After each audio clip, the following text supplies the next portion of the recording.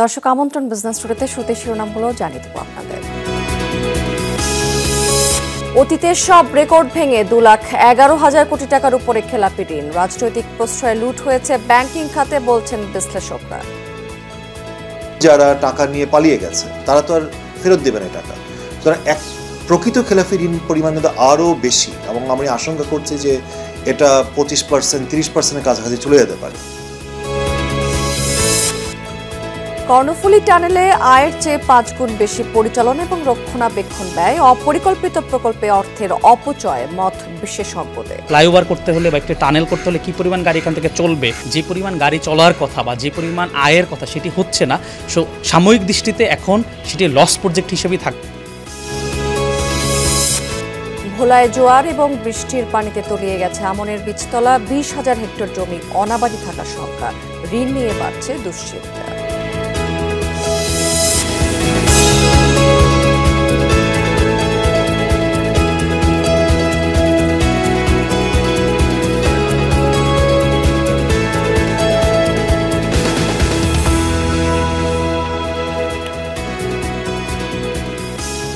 এতক্ষণ শিরোনাম দেখছিলেন, এবার চলে যাচ্ছে বিস্তারিত সংবাদ এবং পুরো সময় জুড়ে আপনাদের সাথে থাকবো আমি রাবেয়া স্মৃতি। আশঙ্কাজনক হারে বেড়েছে খেলাপি ঋণ। অতীতের সব রেকর্ড ভেঙে ব্যাংকিং খাতে এখন মোট খেলাপি 2,11,000 কোটি টাকার উপরে, যা এ যাবৎকালে সর্বোচ্চ। 6 মাসেই বেড়েছে 66,000 কোটি টাকা। বিশ্লেষকরা বলছেন রাজনৈতিক প্রশ্রয়ে ব্যাংকিং খাত লুট হয়েছে। তারা মনে করেন যে খেলাপিদের দৃষ্টান্তমূলক শাস্তি না দিলে এই জাল ছিঁড়ে বেরিয়ে আসা অসম্ভব। রাজনৈতিক ছত্রছায়ায় গত 1.5 দশকে লুটপাট হয়েছে ব্যাংকিং খাত। ঋণের নামে হাজার হাজার কোটি টাকা বের করে নিয়েছেন প্রভাবশালীরা, যার কারণে বেড়েছে খেলাপি ঋণের পরিমাণ। বাংলাদেশ ব্যাংকের হালনাগাদ তথ্য অনুযায়ী ব্যাংকিং খাতে এখন মোট খেলাপি 2,11,391 কোটি টাকা, যা বিতরণ করা ঋণের 12.5%-এর বেশি। শেষ 6 মাসেই খেলাপি বেড়েছে 66,000 কোটি টাকার উপরে। যদিও প্রকৃত খেলাপি ঋণের পরিমাণ আরও বেশি বলে মনে করেন বিশ্লেষকরা। আমরা যে সরকারি হিসেবে যে খেলাপি ঋণের পরিমাণ বলি, অ্যাকচুয়াল খেলাপি ঋণ কিন্তু IMFও বলেছে তার দ্বিগুণেরও বেশি। এবং এটা তো হলো একটা ঘটনা, প্লাস হচ্ছে এই মুহূর্তে যে ব্যাংকিং খাতের বিভিন্ন যারা টাকা নিয়ে পালিয়ে গেছে তারা তো আর ফেরত দেবে না টাকা, সুতরাং প্রকৃত খেলাপি ঋণ পরিমাণ কিন্তু আরও বেশি এবং আমি আশঙ্কা করছি যে এটা 25%, 30%-এর কাছাকাছি চলে যেতে পারে। গত 15 বছরে ক্রমান্বয়ে দেখেছি যে ব্যাংকিং খাতের একটা দুরবস্থা সৃষ্টি হয়েছে। ব্যাংকিং খাতের শৃঙ্খলার চরম একটা অবনতি হয়েছে এবং সুশাসনের অভাবের কারণে। এবং এটার একটা চিত্র, এটার বহিঃপ্রকাশটা হচ্ছে যে খেলাপি ঋণ বেড়ে যাওয়ার কারণে। মোট খেলাপি ঋণের প্রায় অর্ধেকই রাষ্ট্রায়ত্ত ব্যাংকের। খেলাপি 1,02,483 কোটি টাকা, যা বিতরণ করা ঋণের 32%। আর বেসরকারি বাণিজ্যিক ব্যাংকের খেলাপি 99,921 কোটি টাকা। বিশ্লেষকরা বলছেন খেলাপিরাই নিয়ন্ত্রণ করেছে ব্যাংকিং খাত। যারা ইচ্ছাকৃত ঋণ খেলাপি, যে ঋণ নিলাম আর ফেরত দিব না, না দিলে কিছু এসে যায় না, তো একটা বিচারহীনতার যে সংস্কৃতি যেটা হয়েছে সেটা তো ঋণ এই ধরনের আর্থিক খাতগুলোতেও হয়েছে। জবাবহীনতার একটা সংস্কৃতি এবং এই যে রাজনৈতিক প্রভাব, রাজনীতি অর্থনীতি একাকার হয়ে যাওয়া, এইটার দুষ্টচক্রের মধ্যে পড়ে ব্যাংকিং খাত একটা বলির শিকার হয়েছে। ব্যাংকিং খাত তো একেবারে যেটাকে বলা হয় যে ফোকলা করে দেওয়া, ফোকরা একেবারে ক্ষতবিক্ষত করে দেওয়া, সে জায়গাটা করে গেছে। এবং এতে ঘটনাটা কি হয়েছে, এই যে বিশাল একটা খেলাপি ঋণের পরিমাণ বেড়েছে এবং খেলাপি ঋণের অনেকে যারা বড় বড় খেলাপি ঋণের যারা হোতা, যারা নানাভাবে প্রভাব বিস্তার করে রিশিডিউল করেছে, তারাই দেখা গেছে একেবারে ক্ষমতার কেন্দ্রবিন্দুতে। তারাই ঠিক করেছে ব্যাংকিং খাত কিভাবে চলবে। আন্তর্জাতিক মুদ্রা তহবিল IMF-এর শর্ত অনুযায়ী 2026 সালের মধ্যে রাষ্ট্রায়ত্ত ব্যাংকের খেলাপি 10%-এর নিচে আর বেসরকারি বাণিজ্যিক ব্যাংকের 5%-এ নামিয়ে আনতে হবে। আলমগীর হোসেন, যমুনা নিউজ, ঢাকা। আশুলিয়া শিল্পাঞ্চলে আজও পোশাক শ্রমিকেরা বিক্ষোভ করেছেন। অস্থিরতার সংখ্যায় জামগড়া, জিরাবো, নরসিংহপুর এবং আশেপাশের এলাকাতে বেশ কয়েকটি পোশাক কারখানা ছুটি ঘোষণা করা হয়েছে। পুলিশ জানিয়েছে যে সকালে দাবি আদায় বিভিন্ন কারখানার প্রধান ফটকে জড়ো হয় শ্রমিকেরা। তৈরি হয় এক ধরনের বিশৃঙ্খল পরিবেশ। এ সময় হামিম এবং শারমিন কারখানা দুটি ছুটি ঘোষণা করে কর্তৃপক্ষ। শ্রমিকেরা কারখানা থেকে বের হওয়ার সময় নতুন করে জটলা তৈরি হয়। পরিস্থিতি স্বাভাবিক রাখতে সেনাবাহিনীর টহল জোরদার করা হয়েছে। সতর্ক অবস্থানে রয়েছে আইন শৃঙ্খলা রক্ষাকারী বাহিনীর সদস্যরাও।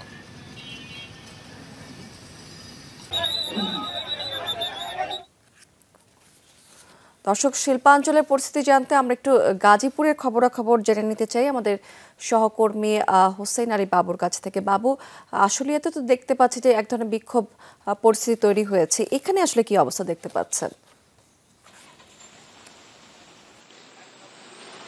স্মৃতি, গাজীপুরে সকাল থেকে আসলে কয়েকটি শিল্প কারখানার শ্রমিকরা কিন্তু আসলে তারা তাদের যে দাবি সেই দাবিগুলো নিয়ে আসলে তারা রাস্তায় অবস্থান করেছিল। সেখান থেকে আসলে সেনাবাহিনী তারা এসে তাদেরকে রাস্তা থেকে সরিয়ে দিয়েছে এবং শিল্প কারখানার যে নিরাপত্তা, সেই নিরাপত্তার জন্য তার সেনাবাহিনী বিভিন্ন শিল্প কারখানার সামনে তারা টহল দিচ্ছে এবং তারা বলছেন যে আসলে যারা বিশৃঙ্খলা সৃষ্টি করতে চাচ্ছে তাদেরকে আসলে চিহ্নিত করে তারা সেখান থেকে সরিয়ে নিয়ে তাদের সাথে কথা বলছেন। তার পাশাপাশি যদি বলে আসলে ইন্ডাস্ট্রিয়াল পুলিশের সাথে কথা হয়েছে, তিনি আমাকে যে বলেছেন যে আসলে গাজীপুরে যেসব শিল্প কারখানা বন্ধ রয়েছে সেসব শিল্প আসলে বন্ধ রাখা হয়েছে এই কারণেই যারা আসলে এখনো বেকার রয়েছে তারা চাকরির দাবিতে কারখানার সামনে আন্দোলন করছে, যার কারণে আসলে সেই শিল্প কারখানার নিরাপত্তাজনিত কারণে তারা আসলে তাদের কারখানাগুলো আসলে বন্ধ করে দিচ্ছে এবং সেই সব শিল্প কারখানায় আসলে সেনাবাহিনী, র্যাব, পুলিশ সহ আইন শৃঙ্খলা বাহিনী কিন্তু সেখানে রয়েছেন। তার পাশাপাশি যদি বলি আসলে যেসব শ্রমিকরা আসলে তারা তাদের দাবিগুলো আসলে যেটা বলছেন যে আসলে তাদের যে নারীদের যারা চাকরি করছেন, মহিলা, তাদেরকে যাতে রাতের বেলা ডিউটি না করানো হয় সেই জন্য তাদের সেই দাবিটা আসলে তারা করেছেন এবং তাদের হাজিরা বোনাসের কথা বলেছেন এবং তাদের যে মেডিকেল যে রয়েছে সেই মেডিকেলের যে খরচ সেটাও তাদের বাড়াতে বলেছেন এবং তাদের যে বিভিন্ন সময় যে বিভিন্ন ধরনের সমস্যাগুলো হয় সেই সমস্যার কারণে যে চাকরি থেকে তাদেরকে বের করা হয় সেটা আসলে শিল্প কারখানার যারা কর্তৃপক্ষ রয়েছেন তাদের নোটিশের মাধ্যমে যাতে তাদেরকে চাকরি থেকে আসলে বাতিল করা হয় সেই দাবিগুলো আসলে তারা জানিয়েছেন। স্মৃতি। বাবু, অনেক ধন্যবাদ আপনাকে। 10.5 কোটি টাকায় চট্টগ্রামে নির্মিত কর্ণফুলী টানেলের দিনে আয় 8 লাখ টাকা, কিন্তু পরিচালনা এবং রক্ষণাবেক্ষণ ব্যয় 37 লাখ টাকা। সম্ভাব্যতা যাচাইয়ের সময় দিনে 28,000 গাড়ি চলবে বলা হয়েছিল, কিন্তু বাস্তবে চলছে মাত্র 2,500। গত সরকারের সময় ঢাকঢোল পিটিয়ে চালু করা এই টানেলটি অপরিকল্পিত এবং অর্থের অপচয় বলছেন বিশেষজ্ঞরা। জাকজমক আর ধুমধাম করে 2023 সালের 28 অক্টোবর উদ্বোধন হয় কর্ণফুলীর তলদেশে নির্মিত এই টানেল। পরদিন থেকে শুরু হয় যান চলাচল। তৎকালীন সরকার পক্ষ থেকে বলা হচ্ছিল চীনের সাংহাইয়ের আদলে ওয়ান সিটি টু টাউন গড়ে তুলতেই 10.5 কোটি টাকার এই মেগা প্রকল্প। এটি দক্ষিণ এশিয়ার প্রথম টানেল। তবে সম্ভাব্যতা যাচাইয়ের সময় যে পরিমাণ গাড়ি চলাচলের কথা বলা হয়েছিল তার অর্ধেকও চলছে না। তৎকালীন সরকারের সময় কেউ মুখ না খুললেও গত 5 আগস্ট পথ পরিবর্তনের পর বেরিয়ে আসছে অসঙ্গতি। চলতি মাসের 5 আগস্ট থেকে পরবর্তী 26 দিনের পরিসংখ্যানে দেখা যায় টানেল দিয়ে যানবাহন চলাচল করেছে মোট 66,565টি। টোল আদায় হয়েছে 2,09,22,300 টাকা, অর্থাৎ দিনে গাড়ি চলছে 2,500-এর মতো, গড়ে টোল আদায় হচ্ছে 8 লাখ টাকা। অথচ টানেল রক্ষণাবেক্ষণে দৈনিক ব্যয় 37 লাখ টাকা। প্রকল্পটি অপরিকল্পিত বলছেন বিশেষজ্ঞরা। ফিজিবিলিটি স্টাডি করি যে আসলে কি পরিমাণ গাড়ি, একটি ফ্লাইওভার করতে হলে বা একটি টানেল করতে হলে কি পরিমাণ গাড়ি এখান থেকে চলবে, যে পরিমাণ গাড়ি চলার কথা বা যে পরিমাণ আয়ের কথা সেটি হচ্ছে না। সাময়িক দৃষ্টিতে এখন সেটি লস প্রজেক্ট হিসেবেই থাকবে। টানেল পরিচালনায় দিনে 25 লাখ টাকা থেকে 29 লাখ টাকা ভর্তুকি দিচ্ছে সেতু বিভাগ। প্রকল্পকে বাস্তবায়নযোগ্য হিসেবে দেখানোর জন্য ফরমায়েশি প্রাক্কলন করা হয়েছে বলছেন বিশেষজ্ঞরা। টানেল তো শুধু করলে হবে না, টানেলের রক্ষণাবেক্ষণ এগুলো অনেক কস্টলি। যেহেতু পরিকল্পনা নেই, আমার পরিকল্পনাই নাই যে আমার দেশটাকে আমি কিভাবে গড়ে তুলব, আমার ভিশনটা কি, আমার ফিলোসফিটা কি, সেটাই তো নাই। কর্ণফুলীর দুই পারে যোগাযোগের চেয়ে এই টানেল এখন পর্যটন কেন্দ্র হিসেবেই বেশি ব্যবহৃত হচ্ছে।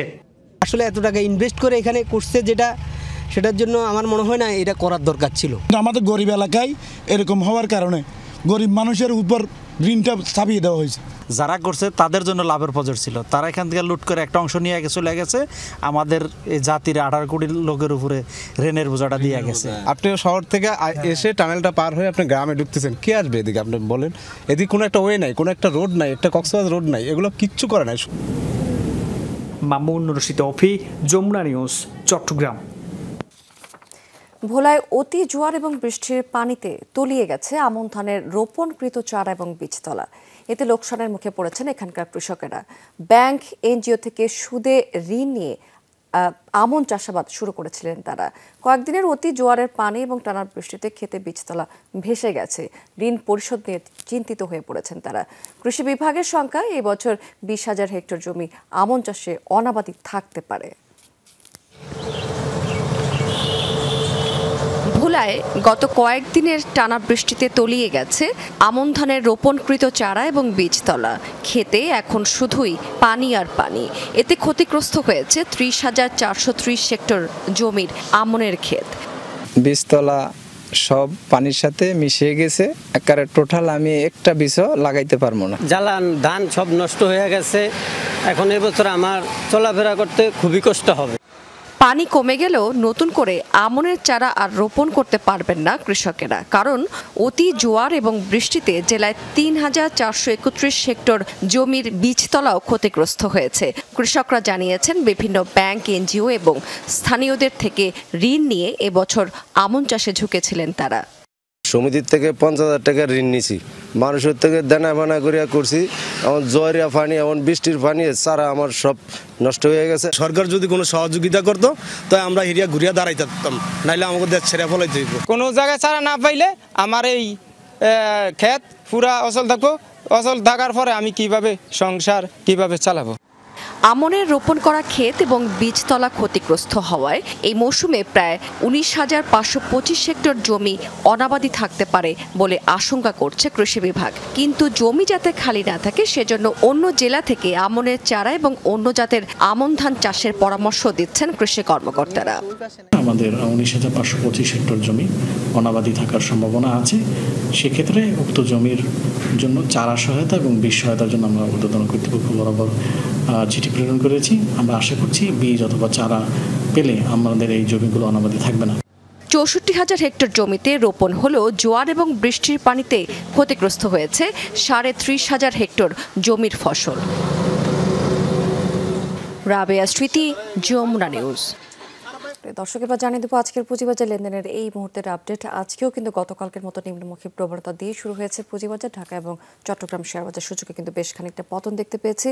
ঢাকার শেয়ারবাজার কথা যদি বলি, আজকে প্রধান সূচক সেটি কিন্তু ইতিমধ্যে 2 পয়েন্টেরও বেশি কমে 5,783 পয়েন্ট অবস্থান করছে। অন্য আরও একটি সূচক কমেছে, ডিএসসিএস সূচক, সেটি 6 পয়েন্টে কিছু বেশি কমে 2,126 পয়েন্টে আছে। তবে ডিএসসিএস সূচক সেটি কিন্তু 1 পয়েন্টের মতো বেড়েছে এবং এটি 1,238 পয়েন্ট অবস্থান করছে এবং লেনদেন এখন পর্যন্ত আমরা দেখতে পাচ্ছি 252,91 লাখ টাকার মতো শেয়ার ট্রেড করেছে ঢাকা শেয়ার বাজার। এবং ট্রেড হওয়া কোম্পানিগুলোর মধ্যে যদিও বেশিরভাগ প্রতিষ্ঠানের শেয়ারের দাম আবার বেড়ে গেছে। 183টি কোম্পানির শেয়ারের দাম বেড়েছে এখন পর্যন্ত, 141টি কমেছে এবং 70টি কোম্পানির শেয়ারের দাম অপরিবর্তিত রয়েছে। টপ 20তে আজকে আমরা দেখতে পাচ্ছি অগ্নি সিস্টেম প্রথম অবস্থানে আছে প্রায় 17,73 লাখ টাকার মতো শেয়ার ট্রেড করে এবং ট্রেড হচ্ছে এটি সকাল থেকে 32 থেকে 34 টাকার মধ্যে, 33.70 টাকা এই কোম্পানির লাস্ট প্রাইস এখন পর্যন্ত। এরপরে ইবনে সিনা আছে দ্বিতীয় অবস্থানে প্রায় 16,99 লাখ টাকার মতো শেয়ার ট্রেড করে, 16 কোটি টাকার কিছু বেশি ট্রেড করে ব্র্যাক ব্যাংক তৃতীয় অবস্থানে আছে, বঙ্গজ চতুর্থ অবস্থানে, সি পার্ক আমরা দেখতে পাচ্ছি পঞ্চম অবস্থানে আছে এবং এটি 6,24 লাখ টাকার মতো শেয়ার ট্রেড করেছে। দর্শক, এই ছিল আমার হাতে পুঁজিবাজারে এখনকার সর্বশেষ খবরাখবর। অন্য প্রসঙ্গে আমরা চলে যাচ্ছি। বেনাপোল স্থলবন্দরে ওজনে কারসাজি সহ দুর্নীতি এবং অনিয়মের অভিযোগে উপপরিচালক ট্রাফিক মনিরুল ইসলাম এবং উপপরিচালক কবির খানকে সাময়িক বরখাস্ত করা হয়েছে। 21 আগস্ট বাংলাদেশ স্থলবন্দরের চেয়ারম্যান জিল্লুর রহমান চৌধুরী স্বাক্ষরিত চিঠিতে এই তথ্য জানানো হয়েছে। মনিরুল ইসলাম 2022 সালের 1 অক্টোবর বেনাপোল স্থলবন্দরে যোগ দিয়েছেন। ভারত থেকে সে সময় প্রতিদিন গড়ে 100 থেকে 150 ট্রাক পচনশীল পণ্য মাছ, ফল, কাঁচামরিচ, পেঁয়াজ, টমেটো, আলু আসত। অসাধু সিএনডিএফ এজেন্ট এবং ব্যবসায়ীদের যোগসাজশে ওজন স্কেলে কারচুপি করে প্রতি ট্রাকে 2 থেকে 3 টন ওজন কম দেখানো হতো সে সময়। প্রতি টন পণ্যের শুল্কায়ন 80 থেকে 1 লাখ টাকা। সেই হিসেবে প্রতিদিন 2 থেকে 2.5 কোটি টাকার রাজস্ব ফাঁকি দিত। এইভাবে প্রতি মাসে 60 থেকে 70 কোটি টাকা হাতিয়ে নিয়েছে এই চক্রটি। দর্শক, এই ছিল বিজনেস টুডে এখনকার আয়োজনে। এতক্ষণ সঙ্গে থাকার জন্য ধন্যবাদ আপনাদের সবাইকে।